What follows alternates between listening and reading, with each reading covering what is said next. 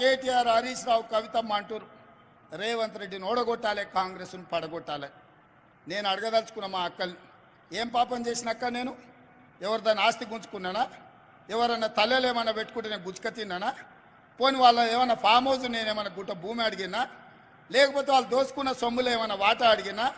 ఆయనకున్న జన్వాడలు ఉన్న ఫామ్ హౌస్లు ఏమన్నా 2 రూమ్లు ఏమని అడిగినా? నేను ఏం చేసినా? ఆడబిడ్డల్ని బలోపేతం చేద్దామని చూసిన. ఆర్టీసీ బస్సులో ఉచిత ప్రయాణం ఇచ్చిన, ఆరోగ్యశ్రీలో 10 లక్షలు ఇచ్చిన, సిలిండర్ 500కి ఇచ్చిన, 200 యూనిట్లు ఉచితంగా కరెంట్ ఇచ్చిన, ఇల్లు కట్టుకోనికే ఇందిరమ్మ 5 లక్షల రూపాయలు ఇచ్చిన. ఇవాళ 1,00,000 మంది ఆడబిడ్డల్ని ఇడికి పిలిచి కోటీశ్వరులను చేస్తాం, మీరు 63 లక్షల సభ్యులు సంఘాలలో 1,00,000 మంది కానీ 1,00,000 మందిని కోటీశ్వరులను చేస్తా అని నేను చెప్పిన. ఇదేమన్నా తప్ప? ఇదేమన్నా మోసమా? ఇదెవరికన్నా అన్యాయమా? కేసీఆర్ ఉన్నంతకాలం ఆయన బిడ్డ తప్ప ఎవరినన్ను చూసిండా?